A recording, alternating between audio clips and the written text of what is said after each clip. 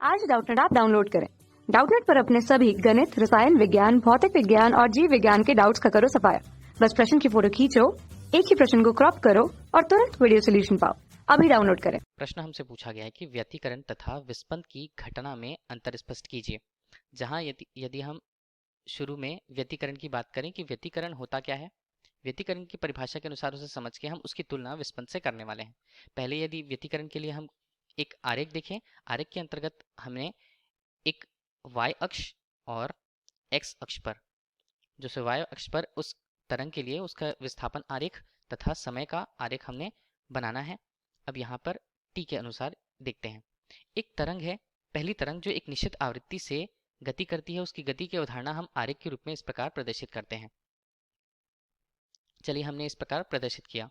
इसे हम पहली तरंग या पहला तरंग के रूप में व्यक्त करते हैं। इसी तरह दूसरा तरंग कुछ इस तरह आता है और वो भी उसी आवृत्ति का होकर के गति करते हुए उसी के अनुरूप गति करता है एक निश्चित दिशा पर। इसे हम दूसरी तरंग कहें। तब हमने यह देखा कि दो तरंग जो एक ही दिशा में बराबर आवृत्तियों ν1 और ν2 से एक ही दिशा में गमन करती हैं। एक ही दिशा में गमन करने के पश्चात उनका परिणामी इस प्रकार हमें यदि प्राप्त होता है, परिणामी तीव्रता हमें कुछ इस प्रकार उसकी प्राप्त होगी। तब किसी बिंदु पर यदि उसकी परिणामी तीव्रता अधिकतम हो तो ध्वनि हमें अधिकतम सुनाई देती है।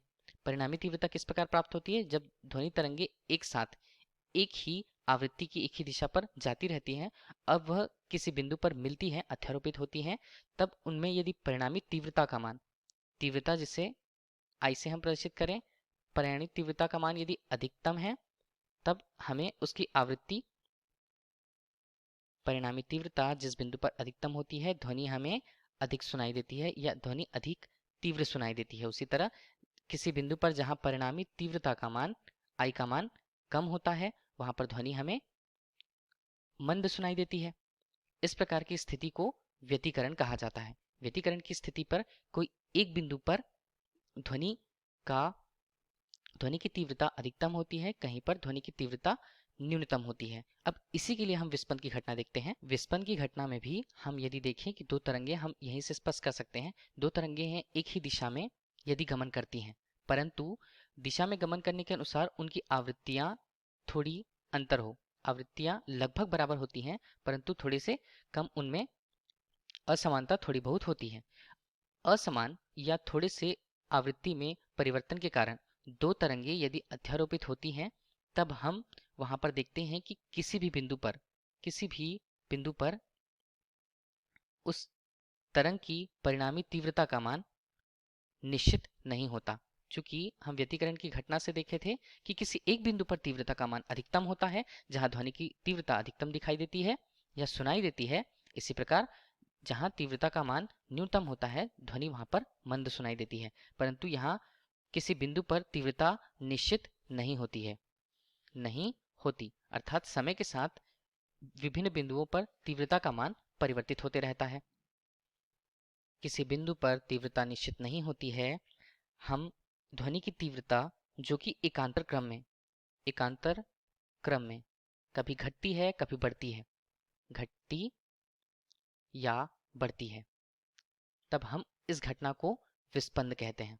विस्पंद क्या बताता है? दो लगभग समान आवृत्तियां वाली दो ध्वनि तरंगे यदि एक बिंदु पर मिलती हैं कहीं, तो उनके एकांतर क्रम में उनकी तीव्रता का घटना या बढ़ना उसके विस्पंद को बताता है। अर्थात प्रति सेकंड में सुनाई देने वाले आवृत्तियों की मात्रा या उसमें परिवर्तन जो विस्पंद से प्रतिरूपित होता है, जिसे हम x से प्रदर्शित करते हैं, जिसका मान आवृत्तियों के अंतर के बराबर होता है। इसे हम n1 ऋण n2 या n2 ऋण n1 से प्रदर्शित कर सकते हैं। अब गुणों के रूप में बात करें तो दूसरा गुण बताता है कलांतर को। कलांतर अर्थात समय के साथ उनकी स्थिति में परिवर्तन। तब व्यतिकरण की घटना के लिए कलांतर का मान समय के साथ निश्चित होता है, समय के साथ निश्चित होता है, अर्थात कलांतर का मान समय के साथ परिवर्तित नहीं होता है। इसी तरह यदि इसकी तुलना करें विस्पंद के लिए कलांतर का मान समय के साथ अनिश्चित होता है, अर्थात समय के साथ इसका मान बदलता रहता है, अनिश्चित। इसी प्रकार तीसरी स्थिति आयाम के गुण की बात करते हैं। तब प्रत्येक बिंदु पर व्यतिकरण की घटना के अनुसार ध्वनि तरंगों के आयाम निश्चित होते हैं, जो बदलते नहीं हैं। इसी तरह तीसरी स्थिति के अंतर्गत विस्पंद की बात करें तो विस्पंद के आयाम समय के साथ परिवर्तित होते हैं, अंतिम स्थिति अगर हम इनके गुणों की बात करें तब हम ध्वनि की तीव्रता जो हम देख चुके हैं कि व्यतिकरण की घटना में किसी एक बिंदु पर ध्वनि की तीव्रता अधिकतम, किसी पर न्यूनतम होती है, अर्थात यह भी समय के साथ तीव्रता किसी बिंदु पर परिवर्तित नहीं होती, अर्थात निश्चित होती है।